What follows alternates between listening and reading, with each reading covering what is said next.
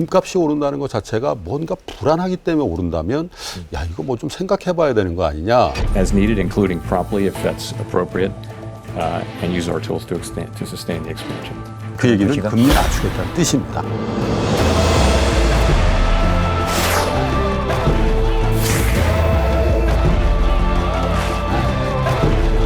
Get ready for the wildlife.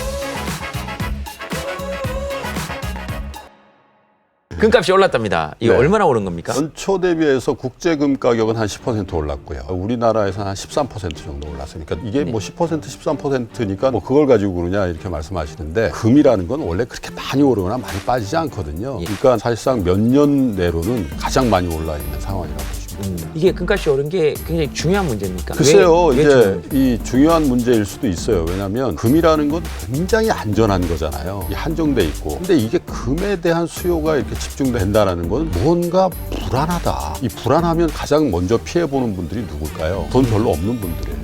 이게 막 변동하면은 부자들 돈 있는 분들은 이걸 이용해서 뭔가 하실 수도 있고 여유를 부릴 수도 있는데 서민들은요 금값이 오른다는 것 자체가 뭔가 불안하기 때문에 오른다면 야 이거 뭐 좀 생각해봐야 되는 거 아니냐. 근데 그런 차원에서 보면 금값이 오르는 거에 대해서 조금 관심을 가지는 게 필요하다는 거죠. 왜 오른 겁니까? 두 가지예요. 제가 말씀드린 것처럼 금은 안전자산이라고 하거든요. 한정돼 있기 때문에 또 금은 안 변하잖아요. 그러니까 뭔가 전쟁이 난다든지 아니면 금융시장에서 뭔가 불안하다든지 지금 미중 무역 협상도 잘 안 된다고 그러고요. 경기도 좀 떨어진다고 하니까 뭔가 불안하다고. 그리고 또 이란하고 미국도 뭐 전쟁은 아니지만 뭐 비행기도 떨어지고 뭐 유조선도 뭐 그렇게 하고 그렇잖아요. 그러니까 뭔가 불안하다라는 증거라는 거죠. 금값이 오른 게. 또 하나는 뭐냐면 시중에 돈이 많이 풀릴 것 같다는 거예요. 제가 금리 얘기했잖아요. 미국 금리가 이렇게 낮아지면 세상에 흘러다니는 돈, 달러가 넘쳐난다는 거고 미국만 그럴까요? 그러면 유럽도 금리 낮추고 일본도 낮추고 우리 한국은행도 금리 낮출 가능성이 많으면 세상에 돌아다니는 화폐, 돈이 많아진다는 거거든요. 이 돈 가치가 떨어진다는 거니까 상대적으로 자산, 금은 안전자산이라고 이 금 가격이 오른다는 거죠. 두 가지 의미가 있습니다. 돈이 많아질 때 금은 올라가고요. 또 경기가 안 좋거나 뭔가 큰 변동성, 위험한 상황이 될 것 같을 때 금값이 올라갑니다. 그 이유는 말씀드린 것처럼 뭔가 지금 상황에서 투자를 하거나 소비를 할 수 없을 정도로 불안하다는 거예요. 경기가 좋아지거나 뭔가 안정감이 있으면 우리 뭘 합니까? 제동 씨도 뭔가 돈을 쓰고 싶고 또 기업들은 뭔가 투자하고 싶은데 뭔가 불안할 내일 모레 뭔가 큰 변동성이 있으면 내 돈 지키고 싶어. 자꾸 쌓아놓고 싶은 그렇죠. 되죠. 이제 그런 상황이라는 거예요. Get ready for the wildlife.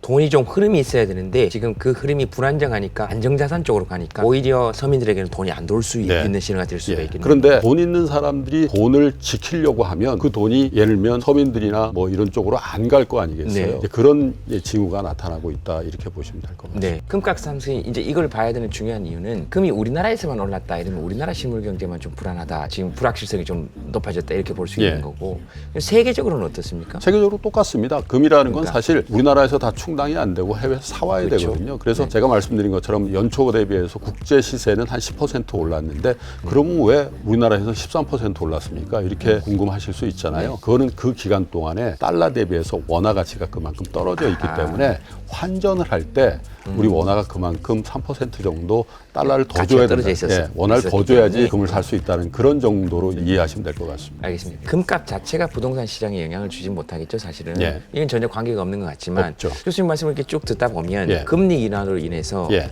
시중에 유동성 자금의 양이 많아졌고 그 유동성 자금이 경기가 불안정하니까 예. 안정자산인 금 쪽으로 몰렸다. 그러면 이 유동성 자산이 부동산 쪽으로 만약에 갈수 간다면 있죠. 그럼 부동산 가격이 예. 뛸 것도 예상을 할 수 있는 거 아니냐. 그렇죠. 이렇게도 볼 수 있는 그렇습니다. 겁니까? 작년 네. 9월 달에 부동산 대책이 강력하게 나온 이후에 부동산 가격이 많이 빠진다 그랬잖아요. 근데 어느 순간부터 다시 좀 꿈틀꿈틀 강남의 재건축 뭐 이런 거 오른다라는 기사들이 최근에 많이 나왔어요. 근데 그 시점을 보면은 말씀드린 것처럼 올해 1월 달에 미국 연준에서 금리를 더 이상 안 올리겠다라는 신호를 강력하게 줬고 6월 초에 오히려 금리를 조만간 낮추겠다라고 제가 말씀드렸잖아요. 네. 그 신호들이 나오는 거하고 쭉 궤적을 같이 하더란 말이에요. 금리를 계속 올리고 있을 때는 부동산 가격이 떨어졌었어요. 근데 금리를 더 이상 안 올리거나 내린다는 신호를 연준에서 주고 또 한국은행에서 주니까 와 이거 돈값 싸지네. 그러면 뭔가 사야 되겠네. 이런 부동산에 대한 투자 욕구 같은 것들을 부추기는 금에 대한 투자하고 비슷하게 그런 상황이 연출이 되고 있고 그래서 김현미 국토부 장관도 네. 이 강남 집값 이대로 뒀다가는 조금 불안해질 수 있으니까 예를 들면 추가적인 어떤 대책을 좀 내놓을 수도 있다 이렇게 해서 립서비스를 좀 하고 있는 상황이죠. 네, 아까 그렇게 얘기를 했더라고요. 근데 지금 대출 규제도 있고 이러니까 사실상 어떻게 될지는 또 한번 지켜봐야 되는 그렇습니다. 것이고. Get ready